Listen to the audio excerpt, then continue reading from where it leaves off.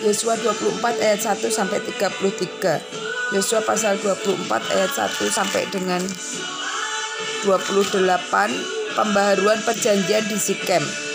Kemudian Yosua mengumpulkan semua suku orang Israel di Sikem. Dipanggilnya para tua-tua orang Israel, para kepalanya, para hakimnya, dan para pengatur pasukannya. Lalu mereka berdiri di hadapan Allah. Berkatalah Yosua kepada seluruh bangsa itu, beginilah firman Tuhan Allah Israel. Dahulu kala di seberang sungai Efrat, disitulah diam nenek moyangmu, yakni Terah, ayah Abraham dan ayah Nahor. Dan mereka beribadah kepada Allah lain. Tetapi aku mengambil Abraham bapamu itu dari seberang sungai Yordan, Efrat, dan menyuruh dan menjelajahi seluruh tanah Kanaan. Aku membuat banyak keturunannya dan memberikan Ishak kepadanya. Kepada Ishak kuberikan Yakub dan Esau. Kepada Esau kuberikan pegunungan Seir menjadi miliknya. Kepada Yakub serta anak-anaknya pergi ke Mesir. Lalu aku mengutus Musa serta Harun dan memenulahi Mesir, seperti yang kulakukan di tengah-tengah mereka. Kemudian aku membawa kamu keluar. Setelah aku membawa nenek moyangmu keluar dari Mesir dan kami sampai ke laut, lalu orang Mesir mengejar nenek moyangmu dengan kereta dan orang berkuda ke laut Teberau. Sebab itu berteriak-teriaklah mereka kepada Tuhan, maka diadakannya gelap antara kamu dan orang Mesir itu dan didatangkannya air laut atas mereka sehingga mereka diliputi. Dan matamu sendiri telah melihat apa yang kulakukan terhadap Mesir. Sesudah itu lama kamu diam di padang gurun. Aku membawa kamu ke negeri orang Amori yang diam di seberang sungai Yordan. Dan ketika mereka berperang melawan kamu, mereka kuserahkan ke dalam tanganmu, sehingga kamu menduduki negerinya, sedang mereka kupunahkan dari depan kamu. Ketika itu Balak bin Zipor, Raja Moab, bangkit berperang melawan orang Israel. Daerahnya memanggil Bileam bin Beor untuk mengutuki kamu. Tetapi aku tidak mau mendengarkan Bileam, sehingga ia pun memberkati kamu. Demikianlah aku melepaskan kamu dari tangannya.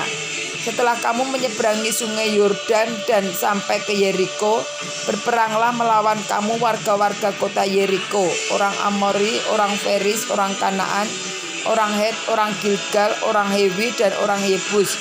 Tetapi mereka itu ku serahkan ke dalam tanganmu.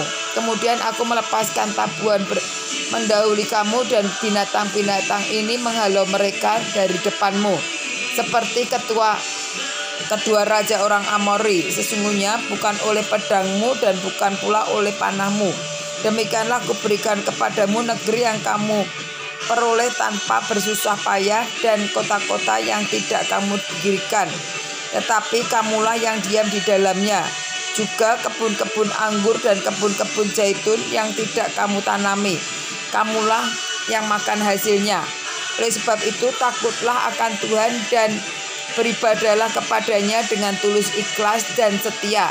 Jauhkanlah Allah yang kepadanya nenek moyangmu telah beribadah di seberang sungai Efrat di Mesir, dan beribadahlah kepada Tuhan.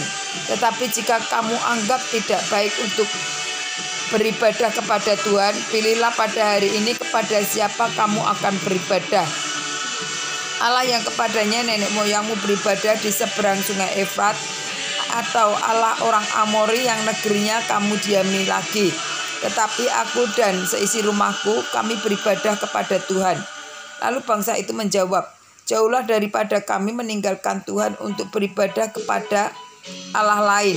Sebab Tuhan Allah kita, dialah yang telah menuntun kita dan nenek moyang kita dari tanah Mesir, melakukan tanda-tanda mujizat yang besar ini di depan mata kita sendiri, dan yang telah melindungi kita sepanjang jalan yang kita tempuh dan di antara semua bangsa yang kita lalui. Tuhan menghalau semua bangsa dan orang Amori, penduduk negeri ini, daerah depan kami pun akan beribadah kepada Tuhan, sebab dialah Allah kita. Tetapi Yosua berkata kepada bangsa itu, tidakkah kamu sanggup beribadah kepada Tuhan? Sebab dialah Allah yang kudus, dialah Allah yang cemburu Ia tidak akan mengampuni kesalahan dan dosamu. Apabila kamu meninggalkan Tuhan dan beribadah kepada Allah asing, maka Ia akan berbalik daripadamu dan melakukan yang tidak baik kepada kamu serta membinasakan kamu setelah Ia melakukan yang baik kepada kamu dahulu. Tetapi bangsa ini berkata kepada Yosua, Tuhan, hanya kepada Tuhan saja kami akan beribadah. Kemudian berkatalah Yosua kepada orang ini, kamulah saksi terhadap kamu sendiri bahwa kamu telah memilih Tuhan untuk beribadah kepadanya. Jawab mereka, kamilah saksi. Ia berkata, maka sekarang jauhkanlah Allah asing yang ada di tengah-tengah kamu dan condongkanlah hatimu kepada Tuhan Allah Israel. Lalu jawab bangsa itu kepada Yosua, kepada Tuhan Allah kita kami akan beribadah dan firman-Nya akan kami dengarkan. Pada hari itu juga Yosua mengikat perjanjian dengan bangsa itu dan membuat ketetapan dan peraturan bagi mereka di Sikem. Yosua menuliskan semuanya itu dalam kitab hukum Allah. Lalu ia mengambil batu yang besar dan mendirikannya di sana, di bawah pohon besar di tempat kudus Tuhan. Kata Yosua kepada seluruh bangsa itu, sesungguhnya batu inilah yang menjadi saksi terhadap kita, sebab telah didengarnya segala firman Tuhan yang diucapkannya kepada kita.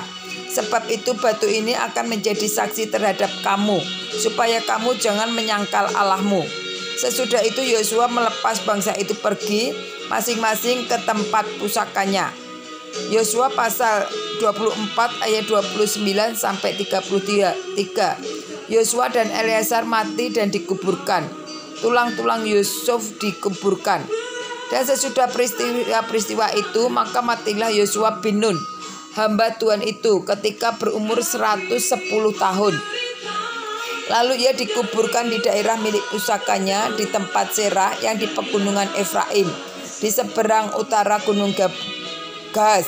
Orang Israel beribadah kepada Tuhan sepanjang zaman Yosua dan sepanjang zaman para tua-tua yang hidup lebih lama daripada Yosua dan yang mengenal segenap perbuatan yang dilakukan Tuhan bagi orang Israel.